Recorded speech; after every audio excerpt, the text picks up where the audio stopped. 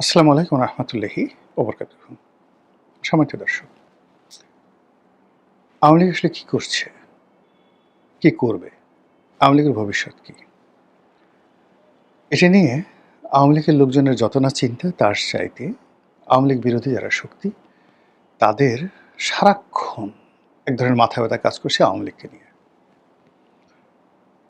আওয়ামী লীগকে নীরব করার জন্য, নিস্তব্ধ করার জন্য, আওয়ামী লীগের গতিপথ রুদ্ধ করার জন্য যা কিছু করা দরকার সব কিছু করা হচ্ছে। যেমন ধরুন, পদ্মা নদীতে বাঁধ দেওয়া হয়েছে। কী বাঁধ দেওয়া হয়েছে? ফারাক্কা বাঁধ। আওয়ামী লীগের ফ্লো যাতে পদ্মা নদী দিয়ে আসতে না পারে, এজন্য উজানে, রাজনীতির উজানে এরকম ১০০টি ফারাক্কার বাঁধ সরকার তৈরি করে রেখেছে। কিন্তু এরপরেও আওয়ামী লীগের জোয়ার, আওয়ামী লীগের ঢেউ সমস্ত সেই বাঁধের যে উচ্চতা সেটাকে অতিক্রম করে তারা রাজনীতির নদী, নালা, খাল, বিল সব টইটুম্বুর করে ফেলছে। কেন কেন কেন? আবার ফারাক্কা বাঁধের সাথে আরও বড় কয়েকটি বাঁধ রয়েছে, যেমন আসওয়ান বাঁধ, খুব বিখ্যাত একটি বাঁধ। এরকম আসওয়ান বাঁধ তৈরি করা হয়েছে তাদেরকে ঠেকানোর জন্য, তারা যেন আসতে না পারে। যেমন প্রকৃতির ভারতবর্ষকে সেই পৃথিবীর সমস্ত আক্রমণ থেকে বাঁচানোর জন্য ৩টি রক্ষা কবচ রয়েছে। একটি হলো হিন্দুকুশ পর্বত, মানে যেই হিন্দুকুশ পর্বতমালা শুরু হয়েছে সেই হিন্দুকুশ পর্বতমালা অতিক্রম না করে কেউ ভারতবর্ষে আসতে পারবে না, খুবই দুর্গম। এবং এই হিন্দুকুশ পর্বতমালা যাকে বলা হয় ভারতের একটা রক্ষা কবচ। তো ওদের আওয়ামী লীগকে ঠেকানোর জন্য জামাত, বিএনপি, এনসিপি, ইনুস এরা সবাই মিলে তাদের আসার পথে বড় বড় হিমালয়, কিলিমানজারো, আল্পস, হিন্দুকুশ পর্বত এরকম অসংখ্য বাধা তৈরি করে রেখেছে। সেই বাধার মধ্যে তারা এখন সরকারিভাবে নিষিদ্ধ, তারা এখন সংসদের আইন দ্বারা নিষিদ্ধ। তাদের বিরুদ্ধে পত্রপত্রিকা যেভাবে লিখে বলে যে ঘৃণা তৈরি করা হয়েছে, কিন্তু তারপরেও যেভাবে সেই নেপোলিয়ন বোনাপার্ট আল্পস পর্বত অতিক্রম করে ইটালি আক্রমণ করেছিলেন, তারও ২০০০ বছর আগে, অর্থাৎ নেপোলিয়ন বোনাপার্টের ২০০০ বছর আগে মহাবীর হানিবল তিনি এই আল্পস পর্বতমালা অতিক্রম করে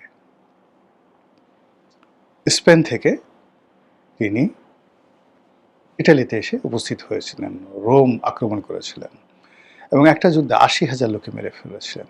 দ্যাট ওয়াজ দ্য, মানে বলা হয়, miserable worst night fair ever made in the decisive battle around the world. তো যাত্রাপথে প্রকৃতি অনেক কিছু তৈরি করে রাখে, কিন্তু যারা এই বাধা অতিক্রম করতে পারে তারা তছনছ করে দেয়। চেঙ্গিস খানের জন্য দুটো বাধা ছিল। একটা হলো তিনি যখন খাওয়ারেজম সম্রাট জালালউদ্দিনের সাম্রাজ্য গুরগাঁও আক্রমণ করেন, তখন পৃথিবীর সবচেয়ে বড় ওয়াল ছিল গুরগাঁওয়ে, ইভেন বেটার দ্যান কনস্টান্টিনোপল। তছনছ করে দিয়েছিলেন তিনি সেটিকে। আরেকটা হলো গ্রেট ওয়াল, চায়নার যে গ্রেট ওয়াল, বহু ধরে, মানে চেঙ্গিস খানের জন্মের ১০০০ বছর আগের থেকে এই গ্রেট ওয়াল নির্মিত হয় এবং সেই গ্রেট ওয়াল দিয়ে পুরো বেইজিংকে মানে ঘেরাও করে রাখা হয়েছিল। আবার সেই গ্রেট ওয়ালের মধ্যে বেইজিং শহর, তার মধ্যে আবার আপনারা যারা বেইজিং গেছেন সেখানে দেখবেন রাজাদের বসবাস করার জন্য যে রাজপ্রাসাদ, এটাকে বলা হয় ফরবিডেন সিটি, নিষিদ্ধ নগরী। এমনভাবে সেটা ওয়েল প্রোটেক্টেড করা হয়েছিল যে ওই নগরীতে কেউ প্রবেশ করতে পারে না, নো ওয়ান এক্সেপ্ট পারমিশন। এই জন্য এটিকে বলা হয় নিষিদ্ধ নগরী। সেই চেঙ্গিস খান যখন বেইজিং আক্রমণ করেছিলেন, তছনছ করে দিয়েছিলেন, গ্রেট ওয়াল থেকে শুরু করে এই নিষিদ্ধ নগরের ওয়াল তছনছ হয়ে গিয়েছিল। এখন আওয়ামী লীগের বিরুদ্ধে যে সকল গ্রেট ওয়াল তৈরি করা হয়েছে, যে সকল নিষিদ্ধ নগরী তৈরি করা হয়েছে, the great wall of Constantinople, the great wall of Gurgaon তৈরি করা হয়েছে, সেইগুলো অতিক্রম করে ছাত্রলীগ জয় বাংলা বলছে, যুবলীগ জয় বাংলা বলছে, মাইরে ফেলাবো, খাইয়ে ফেলাবো বলছে, পোস্টার টানাচ্ছে, মিছিল করছে। মানে এটা কি ধরনের কথা? কেন এরকম হচ্ছে? হোয়াই? আওয়ামী লীগের কি কোনো মা-বাপ নেই? আওয়ামী লীগের কোনো লজ্জা শরম নেই? কোনো ভয় নেই? মানে এরা কেন এই কাজগুলো করছে? এটা নিয়ে আওয়ামী লীগের যারা বিরোধী শক্তি তারা রীতিমতো অবাক হয়ে গেছে। যে প্রকৃতির অনেক প্রাণী আছে, অ্যাটলিস্ট সবারই কিছুটা লজ্জা শরম থাকে, কিন্তু আওয়ামী লীগের কী অবস্থা? এই কয়দিন আগে আমরা তাকে তাড়িয়ে দিলাম, আওয়ামী লীগ নিষিদ্ধ, আওয়ামী লীগ কোনোদিন আর বাংলাদেশে ফিরে আসতে পারবে না। কিন্তু এই এত কিছু করার পর আওয়ামী লীগের কোনো লজ্জা নেই, তারা বুক ফুলিয়ে হাসছে, দেশে দেশের বাইরে কথা বলে যাচ্ছে, তাদের মুখ যেটাকে আমরা রাগ হয়ে বলি চোপা, চোপা বন্ধ করা যাচ্ছে না।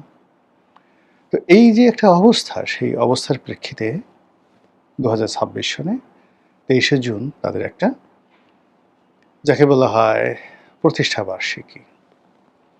এখন সরকার বলছে যে এটা তো কোনো দলই না, এর কোনো অস্তিত্ব নেই, কিয়ামত হয়ে গেলে আওয়ামী লীগ ফিরে আসতে পারবে না, এর কোনো নামগন্ধ থাকবে না, বাংলাদেশে শেখ মুজিবের নাম, শেখ হাসিনার নাম উচ্চারণ করার মতো কোনো লোক থাকবে না। কিন্তু এর মধ্যে সেই 23শে জুন আসেনি। আমি ভিডিও যখন করছি 22শে জুন রাতে, এর মধ্যে সারা বাংলাদেশে রেড অ্যালার্ট, 6টি জেলাতে সেনাবাহিনী নেমে গেছে, গোয়েন্দা সংস্থার সেই সর্বোচ্চ নেটওয়ার্ক কাজ করছে, সামরিক, বেসামরিক, রাজনৈতিক নেতাকর্মীরা সবাই জয় বাংলার স্লোগান প্রতিহিত করার জন্য রীতিমতো মানে কি বলবো, জনযুদ্ধে নেমেছে।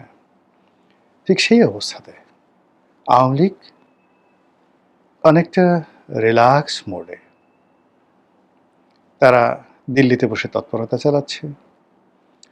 শেখ হাসিনা দিল্লির যে প্রভাবশালী সাউথ ব্লক রয়েছে, আপনারা জানেন সাউথ ব্লক কাকে বলা হয়।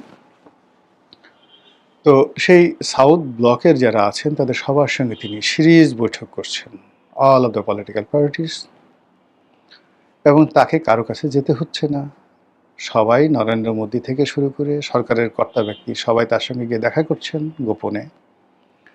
সোনিয়া গান্ধী থেকে শুরু করে অন্যান্য যে সকল নেতা যারা দিল্লিতে যাচ্ছেন, কেউ হয়তো তামিলনাড়ু থেকে আসছে, কেউ হয়তো কলকাতা থেকে আসে, তার সঙ্গে দেখা করছেন। তিনি বলতে গেলে পীরে মা হয়ে গেছেন এখন। মানে তাকে, মানে এটা বলতে মেজাজও গরম হয়ে যায়, রাগও হয়ে যায়, হাসিও পায়। আমরা একটা সময় হেসেছিলাম খুব, যে মোজাম্মেল বাবু, সাংবাদিক মোজাম্মেল বাবু শেখ হাসিনাকে খুশি করার জন্য বলেছিলেন যে নেত্রী, আমাদের খুব দুঃখ হচ্ছে, আমরা বোধহয় আপনাকে হারাতে যাচ্ছি। তো শেখ হাসিনা খুব আশ্চর্য হয়ে গেলেন, অবাক করা কথা, এ কি নেগেটিভ বললো না পজিটিভ বললো? আচ্ছা কেন কেন কেন কেন হারাতে যাচ্ছি কেন? তখন বললেন যে আপনি তো এখন আর আমাদের জাতীয় নেত্রী নেই, আপনি এখন আন্তর্জাতিক নেত্রী হয়ে গেছেন, এই জন্য এখন আপনি বিশ্ব নিয়ে চিন্তা ভাবনা করবেন, আমরা তো আর আপনাকে পাবো না। তখন শেখ হাসিনা হেসে দিলেন, বলে কি বালক, এ কথা কি কেউ বলে? আচ্ছা রাখো রাখো রাখো রাখো, খুশিতে টকবক। আচ্ছা দেখেন, সেদিন যেটা স্যাটায়ার করে মোজাম্মেল বাবু বলেছিলেন, এখন ঠিক সেম জিনিসটাই ঘটনাটা ঘটছে। আমেরিকা বলছে, আমেরিকান রাষ্ট্রদূত বলছেন আমরা সবার সঙ্গে যোগাযোগ করছি। ফলে তিনি ব্রেন্ট ক্রিস্টেনসেন যে দিল্লি গেলেন, তিনি যে শেখ হাসিনার সঙ্গে দেখা করেননি, আপনাকে বলতে পারবেন দেখা করেননি? ভারতে যারা জয়শঙ্কর ছয়শঙ্কর তারা দেখা দেখা করছেন, সেটা ভালো কথা। আমেরিকান যে সমস্ত লোকজন দল বেঁধে খুব সাম্প্রতিক সময় দিল্লিতে আসছে, এই যে মোসাদের যাকে বলা হয় লোকজন, ইসরায়েলের লোকজন, এখন এই যে যে সকল কথাবার্তা হামাস নিয়ে বলছে, তারা যে শেখ হাসিনার সাথে দেখা করেনি, আপনি কি করে বলবেন বলেন তো? ব্রিটিশ যে রাষ্ট্রদূত সারাহ কুক, তিনি যে শেখ হাসিনার সঙ্গে কথা বলছেন না, দেখা করছেন না, তারপরে আবার তারেক রহমান সাহেবের সঙ্গে দেখা করে কথা বলছেন না, আপনি আমি কি করে জানবো বলেন তো? নরেন্দ্র মোদী শেখ হাসিনার সঙ্গে দেখা করার পর কেন বারবার তিনি 3 থেকে 4 বার তিনি কলকাতাতে এলেন? কেন ভারতীয় সেনাপ্রধান, বর্তমান আগের যে মিস্টার উপেন ছিলেন এবং বর্তমানে যিনি আছেন, কেন বারবার আসাম ত্রিপুরা আসা যাওয়া করছেন? ফলে শেখ হাসিনা ওখানে বসে তিনি কি করছেন দিল্লিতে বসে, এটা সরকারকে জানতে হবে, আমাদেরকে জানতে হবে। না জানা পর্যন্ত আমরা কিন্তু স্বস্তি পাচ্ছি না। ২ নম্বর হলো শেখ হাসিনার ছেলে, সে যে লন্ডনে আছে, এই আমেরিকাতে আছে, সে তো আমেরিকাতে বসে মেট্রোতে চড়ছে না। আগে একসময় তার মা যখন ক্ষমতায় ছিলেন তখন তিনি অনেকটা রিল্যাক্স ছিলেন। কখনো হাফ প্যান্ট পরে শর্টস পরে তিনি বসতেন, তার প্রিয় একটা কুকুর সেটাকে নিয়ে তিনি পোজ দিতেন, বাংলাদেশে আসতেন কখনো, মানে তিনি জাস্ট এটাকে একটা প্লেজার টাইম হিসেবে ব্যবহার করতেন। কিন্তু এখন তো তিনি সেটা করছেন না, তিনি খুব সিরিয়াস। এবং আপনারা জানেন যে পুরো ২০০১ থেকে ২০০৬ সনে আমেরিকাতে মার্কিন যে লবিস্ট গ্রুপটা ছিল আওয়ামী লীগের, এর পুরো লবিস্ট গ্রুপটির নেতৃত্ব দিয়েছিলেন সজীব ওয়াজেদ জয়। তার প্রেক্ষিতে আমেরিকার যে গ্রুপটি, যারা এসে বাংলাদেশের রাজনীতিতে এস্টাবলিশড হয়েছিলেন, তাদের মধ্যে আমি নাম বলি, জনাব অর্থমন্ত্রী মুহিত, আবুল মাল আব্দুল মুহিত, তার ভাই doctor M A Momen,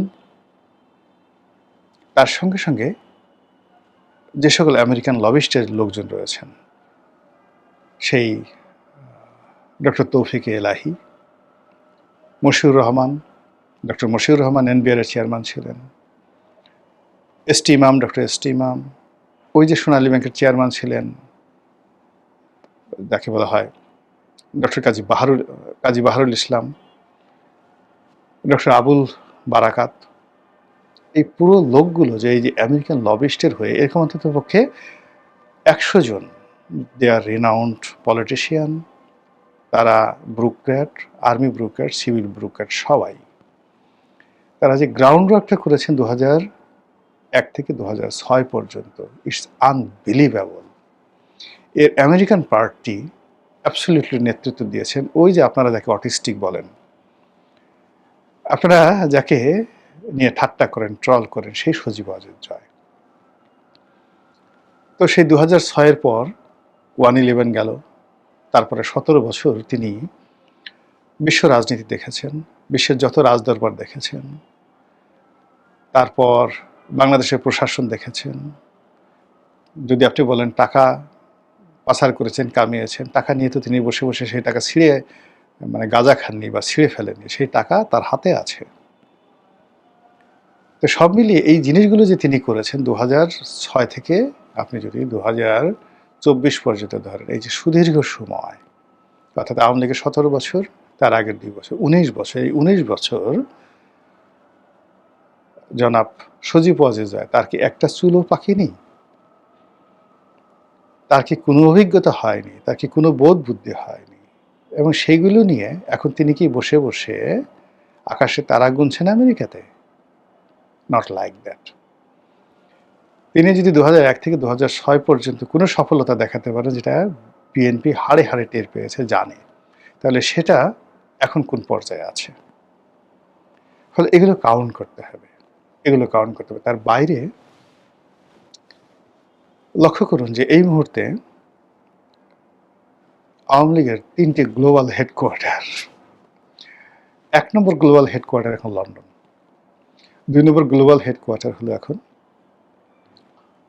Kolkata, ৩ number global headquarter এখন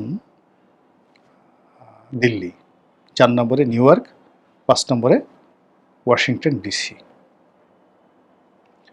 এখন এই যে হেডকোয়ার্টারের মধ্যে যে একটা কানেক্টিভিটি, এই কানেক্টিভিটিগুলো যেভাবে চলছে, যেভাবে তারা একের পর এক ম্যাটিকুলাস ডিজাইনের যে কাজগুলো করছে, আপনি চিন্তা করেন ডক্টর মোহাম্মদ ইউনূস গেলেন, তার জীবন হারাম করে দিয়েছেন। হাসনাত আব্দুল্লাহ গেল, জীবন হারাম করে দিয়েছেন। এবং নেক্সট টাইমে ডাক্তার শফিকুর রহমান যখন যাবেন, তার জীবন হারাম করে দেওয়া হবে। তারেক রহমান সাহেব যদি এই ইংল্যান্ডে তিনি যান, কিংবা এই যে নিউ ইয়র্কে তিনি যাবেন, জাতিসংঘ সাধারণ পরিষদের অধিবেশন দেখেন, ওই সময়টাতে আওয়ামী লীগ কী বিশ্রী কর্মকাণ্ডগুলো করে। আপনারা মানে আওয়ামী লীগের এই সমস্ত দুষ্টামি আপনারা কল্পনাই করতে পারবেন না। তারা যে লগি উঠে দিয়ে যেভাবে সাপের মতো মানুষ মারছে, আপনি কল্পনা করতে পারেন? যেভাবে তারা বাস পুড়িয়েছে শেরাটনের সামনে গান পাউডার দিয়ে, বাংলাদেশে যে গান পাউডার দিয়ে বাস পুড়ানো যায়, এটা কেউ কল্পনা করতে পারেন? বাংলাদেশের কোনো রাষ্ট্রদূতের গাড়ি যে ভাঙা যায় মোহাম্মদপুরের রাতের আধারে, সেই রাষ্ট্রদূত দৌড়ে পালিয়েছেন, বদিউল আলম মজুমদারের বাসায় দেখা করতে গেছিলেন। আপনি কল্পনা করতে পারেন এদের দুষ্টেমি, যেখানে আপনার যাকে বলা হয় পিটার ডি হাসকে যে ধাওয়াটা দেওয়া হয়েছে কয়েকবার, সে ভয়ে তার দূতাবাস থেকে বের হতেন না তিনি।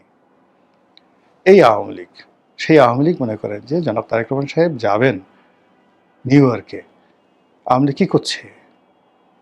যারা মোষ কামাতো তারা মোষ রেখে দিয়েছে, যারা মানে চুল মিলিটারি স্টাইল রাখতো তারা এখন সেই বাবরি চুল রাখছে। আপনি দেখেন ওই যে ঢাকার মেয়র ছিল খোকন, আমাদের ভাই সাইদ খোকন, সে কিভাবে সে লম্বা চুল রেখে মোষ রেখে যেইভাবে সে সংগ্রামী ভাষণ দিচ্ছে। ঢাকাতে সাইদ খোকনের ভাষণ আমরা শুনেছি, কিন্তু ওই যে বিদেশে থেকে এখন সে যে ভাষণ দিচ্ছে, আমার কাছে মনে হচ্ছে দ্বিতীয় বঙ্গবন্ধু। এইভাবে তারা তাদের যা কিছু আছে, কারো কাছে হয়তো চাকু আছে, কারো কাছে তলোয়ার আছে, কারো কাছে অস্ত্র আছে, কারো কাছে লাঠি আছে, কারো কাছে যা কিছু আছে সব কিছু তারা শানিত করছে। যার কাছে ড্যাঙ্গুডি আছে সেই ড্যাঙ্গুডিও তারা পলিশ করছে ঠিক মতো করে। তাদের যারা বিরোধী শক্তি আছে তাদের সঙ্গে লড়াই করার জন্য, সংগ্রাম করার জন্য, মোলাকাত করার জন্য তারা যাকে বলা হয় মানে কাউকে ছাড় দিচ্ছেন। আপনি চিন্তা করেন, হাসনাত একেবারে তরুণ একজন, হাসনাত আবদুল্লাহ তরুণ একজন সংসদ সদস্য, যেখানে বিএনপির কোনো লোক তাকে পাত্তা দিচ্ছে না।